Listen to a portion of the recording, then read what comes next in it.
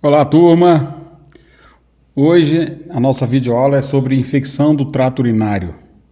Nós vamos abordar os principais tipos de infecção do trato urinário, vamos classificá-la como alta, baixa, complicada, não complicada, hospitalar ou comunitária. Vamos abordar o tratamento da infecção do trato urinário complicada e não complicada, o tratamento da infecção do trato urinário em homens, o tratamento, a conduta correta na bacteriúria assintomática e na cistite recorrente, entre outros. Então, ao falarmos sobre infecção urinária, a primeira coisa é como definimos isso. A infecção urinária é alta ou baixa, ou seja, ela é restrita à bexiga, uma infecção urinária que é a cistite, ou ela tem um comprometimento fora da bexiga. Ela tem fatores complicadores e isso vai alterar a sua morbidade e mortalidade, ou ela é não complicada? Essa infecção urinária foi adquirida na comunidade e, portanto, com uma flora típica da comunidade, ou ela foi adquirida no hospital? E, portanto, nós temos que pensar aqui numa cobertura para uma flora hospitalar.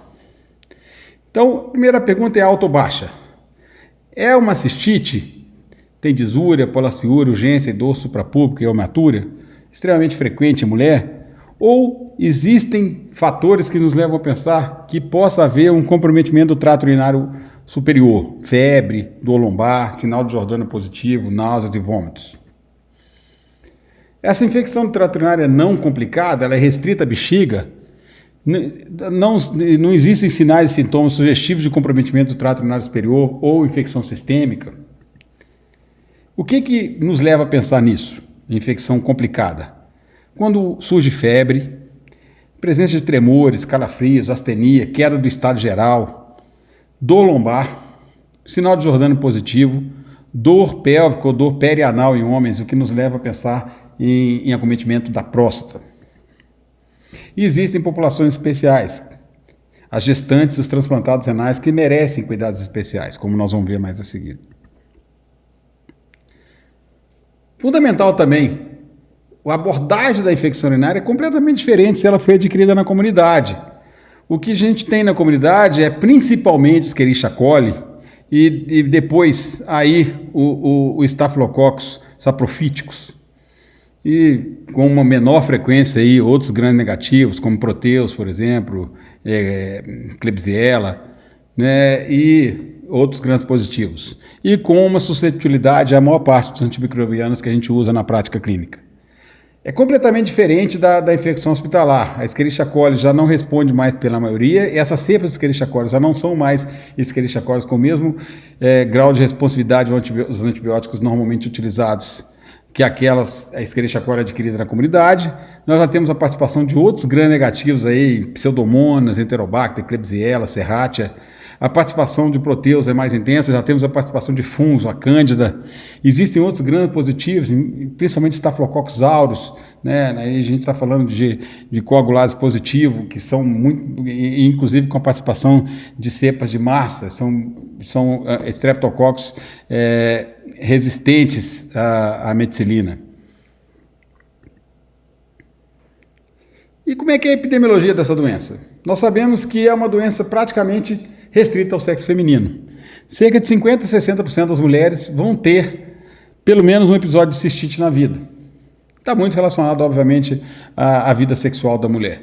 A incidência no homem adulto é rara. Como um todo, infecção urinária é cerca de 50 a 80 episódios para cada 100 mil pacientes por ano.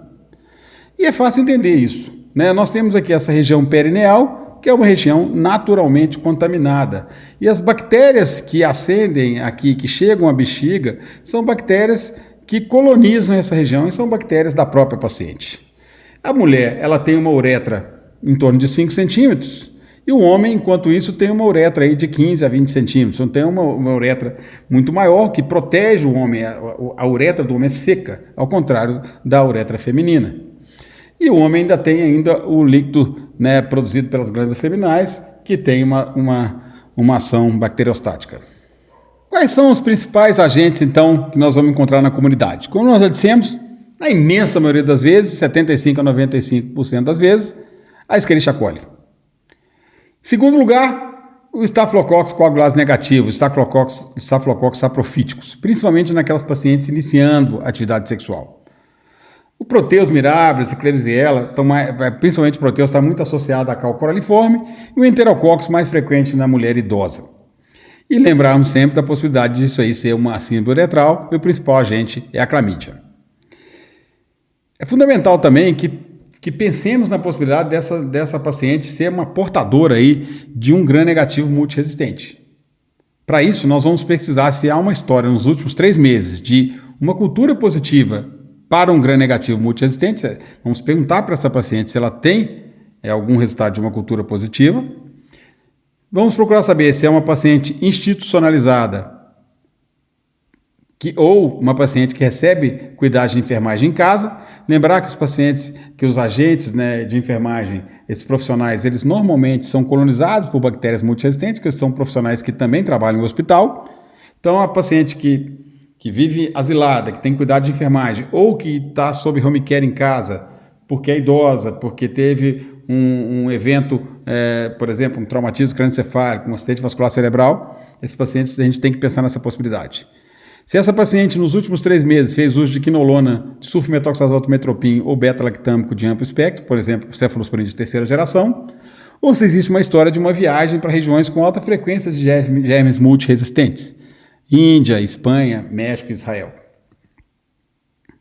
Em relação à sintomatologia, a tríade clássica da cistite, disúria, polaciúria e urgência, na maioria das vezes também acompanhado de dor suprapúbica e com uma frequência menor de hematuria macroscópica. Se existe febre, dor em flancos, se o Jordano está positivo, náuseas e vômitos, nós vamos pensar que essa infecção se estende além da bexiga e nós temos aí um comprometimento do trato urinário alto. Na síndrome uretral, nós também vamos ter disúria, podemos ter polaciúria, mas existe aí também uma história de descarga uretral, pode haver uma história de passagem de doença sexualmente transmissível e de múltiplos parceiros. Na vaginite, descarga vaginal, dispareunia, dor no ato sexual, prurido vaginal e odor na calcinha. Lembrar que as pacientes idosas, elas podem apresentar sintomas inespecíficos, como por exemplo, disúria crônica, incontinência urinária, noctúria, mal-estar generalizado. Mas uma queixa frequente em pacientes idosas é odor fétido e urina turva. Embora isso possa se associar com a presença de bactérias, não existe nenhuma evidência de que o tratamento dessas queixas com antimicrobiano seja benéfico para essas pacientes. Lembrar que a cor e o odor da urina, elas dependem de muitos fatores, como por exemplo, grau de hidratação, ingestão de determinados alimentos, determinados medicamentos, e que, na maioria das vezes, nós vamos indicar um aumento da ingesta hídrica e vamos apenas observar esses pacientes sem tratamento antimicrobiano. Vamos correlacionar, então, um quadro clínico com os principais agentes etiológicos. Então, uma paciente de 32 anos de idade, sexualmente ativa, queixando de disúria e polaciúria, feito um ES encontrado piócitos, o mais frequente é que nós encontremos no grande gota dela bacilos gram-negativos, Escherichia coli. Já uma paciente de 65 anos de idade, principalmente se é uma paciente que já com algum grau de demência e com um quadro sugestivo de infecção urinária, já existe uma possibilidade maior de participação, embora a Escherichia coli seja mais frequente, existe uma possibilidade do enterococcus, são cocos gram-positivos na urina.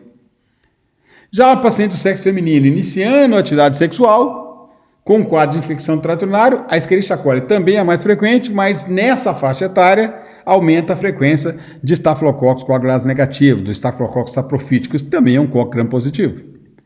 Já uma paciente diabética, que acabou de vir de um internamento, sondada, que após a retirada da sonda, o catéter de Foley, apresentam sintomas de infecção do trato urinário, nós devemos pensar também na possibilidade aí de fungo. Por outro lado, diante de um paciente, sexo masculino, jovem, com um quadro característico de uretrite, disúria, descarga uretral, nós devemos pensar aí na possibilidade, por exemplo, de uma uretrite gonocócica, entre outras. Então, qual é o algoritmo de conduta na infecção do trato urinário não complicada? Uma paciente com sintomas de infecção trato urinário típica, disúria, polaciúria, urgência, dor suprapúbica. Existem sinais e sintomas de TU complicada, infecção trato urinário complicada, ou sinais e sintomas de vaginite ou uretrite, descarga vaginal, descarga uretral, dispareunia, etc. Nós sabemos quais são os sinais e sintomas de infecção trato urinário complicada. Febre, tremor, calafrio, astenia, mal-estar generalizado, dor lombar, Jordana positivo, dor pélvica, dor perianal, por exemplo, em homens, que nos leva a pensar em prostatite.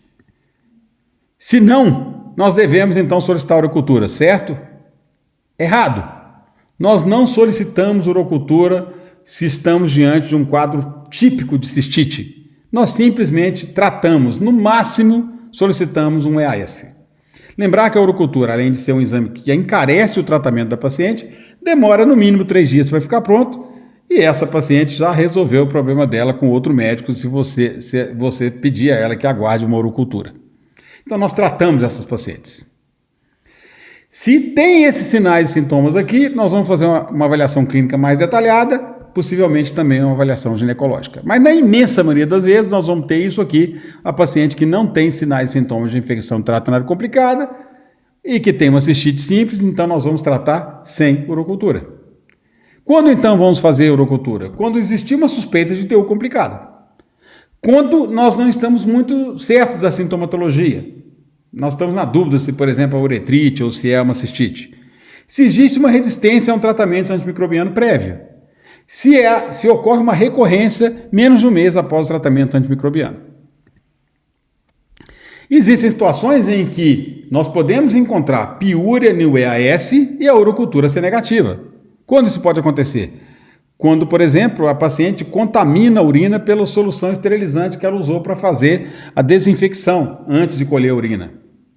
Contaminação por leucócitos vaginais. Se essa paciente tem uma nefrite túbulo-intersticial crônica ou às vezes até aguda, nós já falamos sobre isso. A nefrite túbulo-intersticial, ela pode ter piúria e o paciente não tem necessariamente uma infecção do trato urinário. A nefrolitíase e os tumores é muito mais frequente a hematúria. Mas lembrar sempre na possibilidade de ser um quadro de uretrite que nos passou despercebido, então provocado principalmente por clamídia. Também algumas vezes por euplasma e, menos frequentemente, a possibilidade de ser uma tuberculose do trato urinário. Lembrar que o bacilo de Koch ele não vai crescer numa urocultura inespecífica. Então, para escolhermos o antibiótico, nós precisamos conhecer a sensibilidade das principais infecções do trato urinário na população brasileira. Esse é o único trabalho que nós conhecemos, que mostra aí que a fosfomicina é um bom agente, o cipro é um bom agente, nitrofurantoína, a amoxicilina, clavulanato, mas que o sulfametoxazol e a ampicilina são agentes ruins. Mas devemos lembrar o seguinte, que apesar das quinolonas terem um excelente perfil de sensibilidade e serem drogas muito interessantes para tratamentos curtos, 3 dias, existe um risco considerável de indução de resistência bacteriana. Então essas não são drogas para primeira escolha. Vamos evitar usar quinolona em cistite. Os agentes de primeira escolha são a nitrofurantoína, o sulfametoxazol, metropin ou fosfomicina. Porém, no Brasil, existe uma alta incidência de resistência ao Bactrim. Portanto, nós devemos evitar o uso dessa droga, a não ser que seja orientada por cultura essa que não está indicada de ser solicitada numa cistite banal. Então, os antibióticos que nós temos aí é a fosfomicina, o nome comercial é Monuril, nós vamos usar um envelope em dose única, 3 gramas. Macudantina, um comprimido de 6 em 6 horas durante 5 dias, uma posologia um pouco complicada.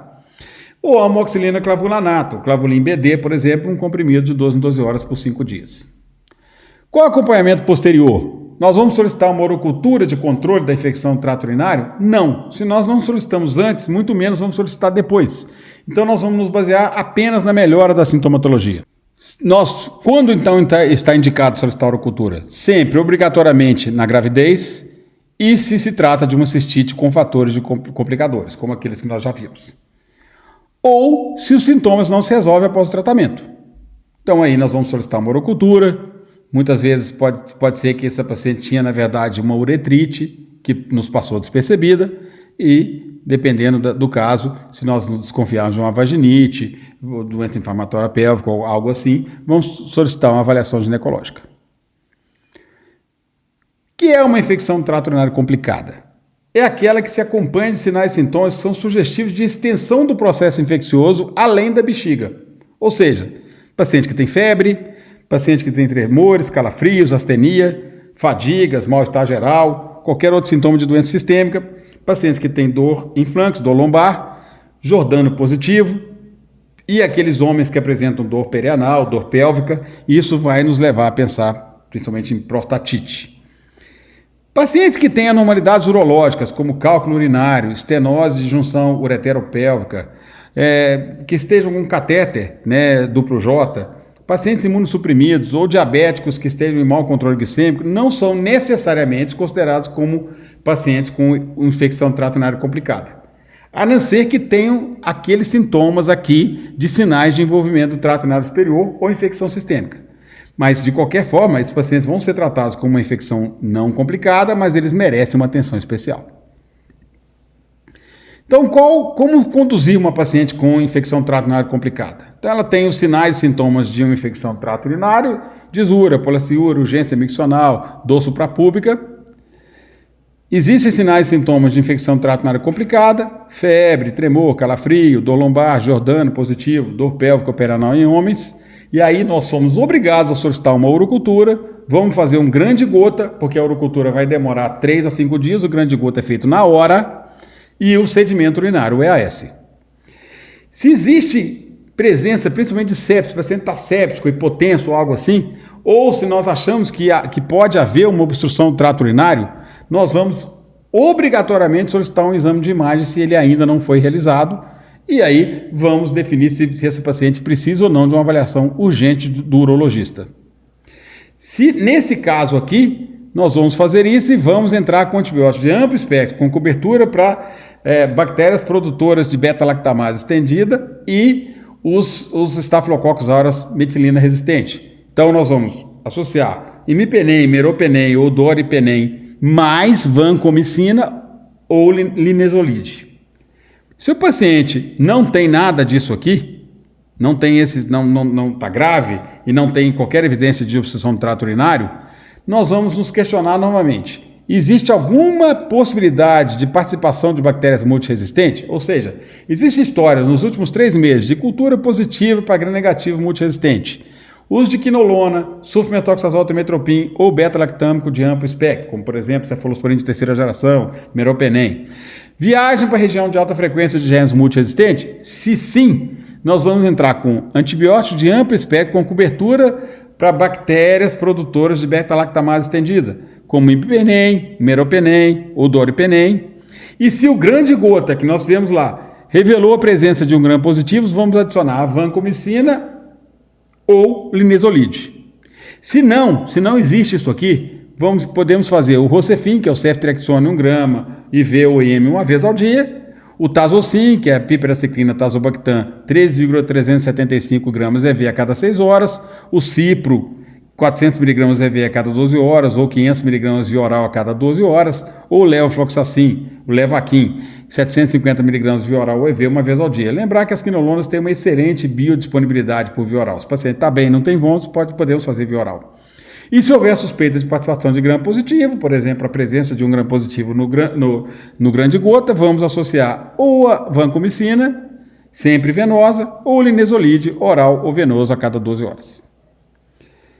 Sempre escalonar o tratamento empírico de acordo com o antibiograma, porque nós obrigatoriamente solicitamos no início uma urocultura e um antibiograma em caso de infecção trato urinário complicada. Então, nós vamos adaptar esse antibiótico que nós estamos usando com o menor, reduzir o seu espectro, dependendo da sensibilidade da bactéria que cresceu, que se revelou no antibiograma. Nós vamos alterar de endovenoso para via oral assim que o paciente apresente melhora. E a duração do tratamento vai ser de 5 a 14 dias e vai depender muito da resposta do agente escolhido. Então, geralmente, 5 a 7 dias para quinolonas e 10 a 14 dias para os beta-lactâmicos, meropenem, imipenem, doripenem. Se não houver melhora em 48 a 72 horas, ou se o paciente tem recorrência dos sintomas dentro de poucas semanas após o tratamento, o paciente deve ser submetido obrigatoriamente a um exame de imagem, se nós ainda não o realizamos. Lembrar que a infecção do trato urinário em homens é muito infrequente, como nós já dissemos. No homem jovem, entre 15 e 50 anos, é de 5 a 8 episódios para cada 10 mil. Nós sempre devemos pensar na possibilidade de uretrite, principalmente nos homens jovens, e prostatite nos pacientes mais idosos. Uretrite, nós vamos ter aí presente descarga uretral, e prostatite vai ter febre, pode ter febre, vai ter dor perianal. Os fatores de risco para cistite em homens são a história de sexo anal e a ausência de circuncisão.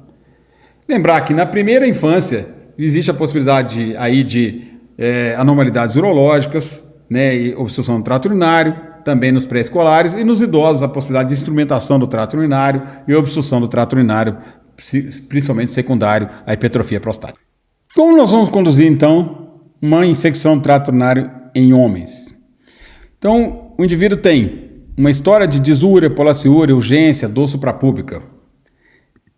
Obrigatoriamente vamos solicitar urocultura, grande gota e AS. Percebam que a abordagem é diferente da mulher, porque não se trata, nós não consideramos uma infecção do trato urinário em homem como uma coisa banal. A princípio, o homem não tem cistite. É raro. Portanto, vamos solicitar isso daqui. Vamos questionar sobre a presença de sinais e sintomas que nos levem a pensar que essa infecção vai além da bexiga, como febre, tremor, calafrio, mal-estar, dor lombar, jordano positivo. De sinais e sintomas que nos remetam à prostatite, como dor pélvica ou dor perianal, descarga uretral, ulcerações penianas, que vão nos levar a pensar em uretrite. Se não tem nada disso, vamos pensar que isso aqui é uma cistite simples, vamos tratar da mesma forma que nós tratamos uma mulher. Se tem isso aqui, vamos tratar esses sinais e sintomas de doença sistêmica, vamos tratar como cistite complicada, seguindo o mesmo algoritmo que nós fizemos na mulher.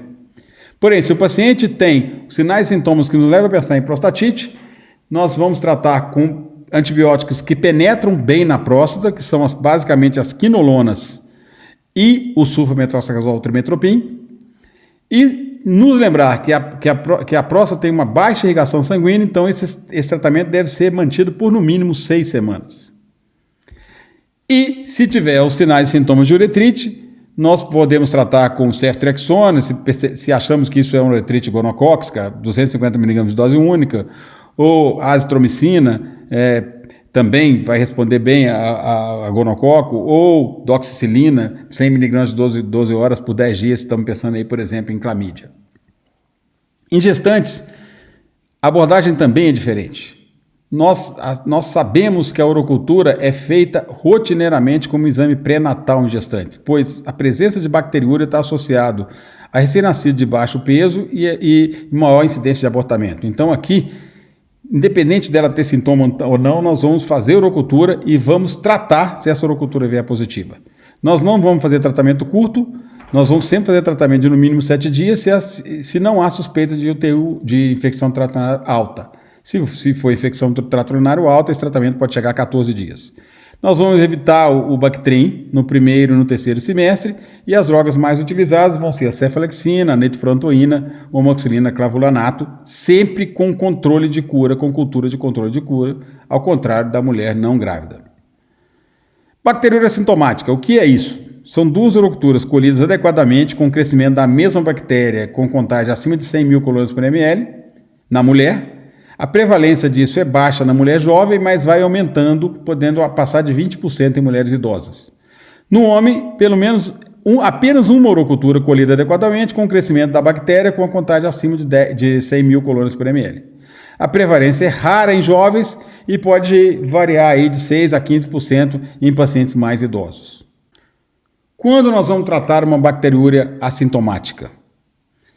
Em gestantes, como já dissemos sempre, em pacientes que serão submetidos à ressecção transureteral de próstata ou do sexo masculino ou feminino que for submetido a procedimento urológico invasivo, ou receptores de transplante de rim ou rim-pâncreas no primeiro ano de transplante. São as únicas indicações de se tratar uma bacteriúria assintomática. Ou seja, não se trata bacteriúria assintomática na mulher jovem, saudável e não grávida.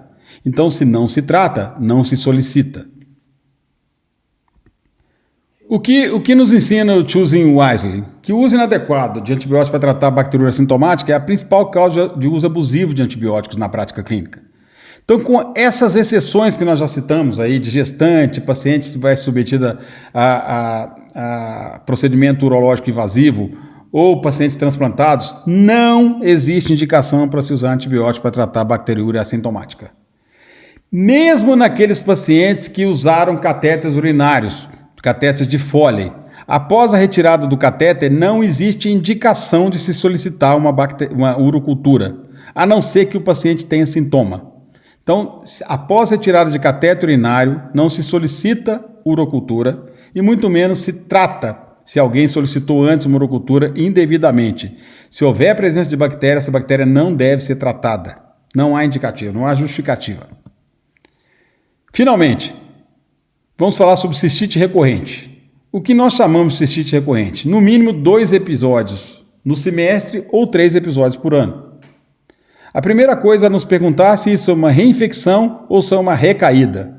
O que nos ajuda é, as reinfecções, elas acontecem normalmente após 30 dias após o tratamento adequado e com um agente normalmente diferente. Pode se tratar quase sempre a Escherichia coli, mas através do antibiograma, que está indicado na cistite recorrente, nós podemos saber se trata da mesma cepa. Isso se deve normalmente à alteração da flora vaginal normal, especialmente especula-se que é por perda de lactobacilos. Alguns fatores genéticos podem estar envolvidos, uma vez que há uma incidência familiar de cistite recorrente.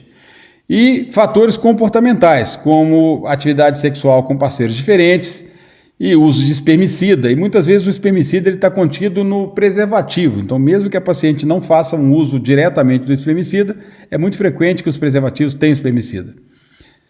Existem fatores anatômicos que podem se relacionar a isso, são raramente associados a cistite recorrente.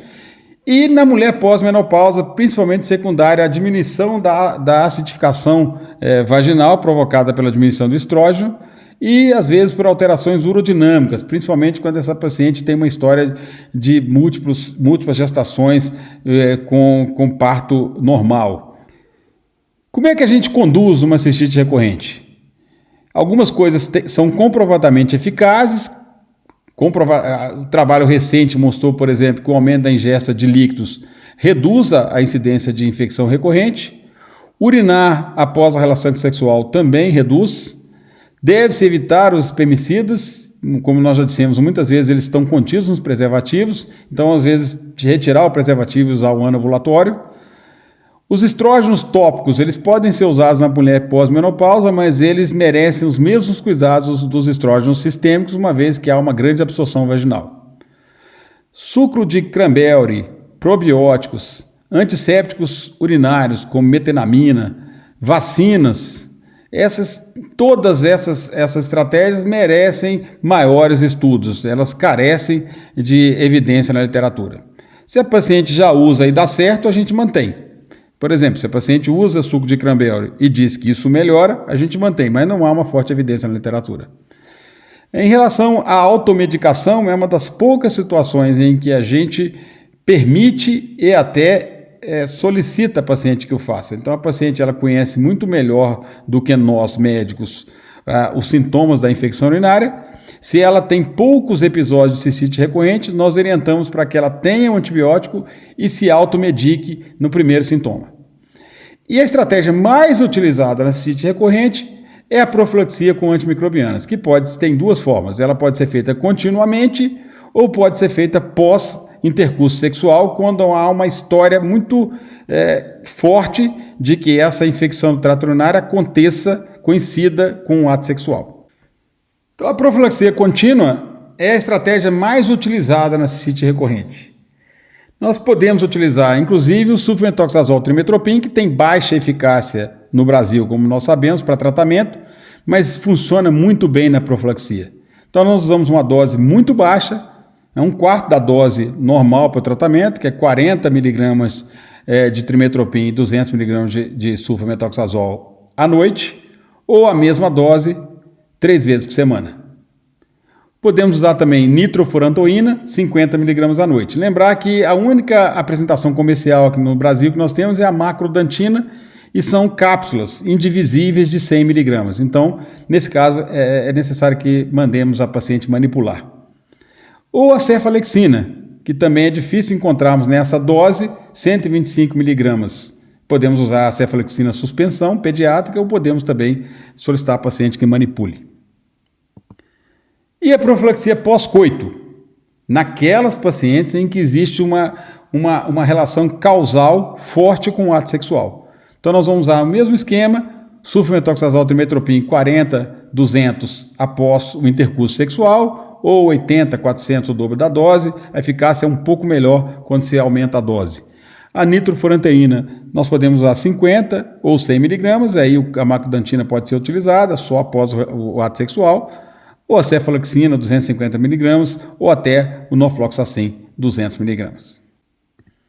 Muito obrigado e até a nossa próxima videoaula.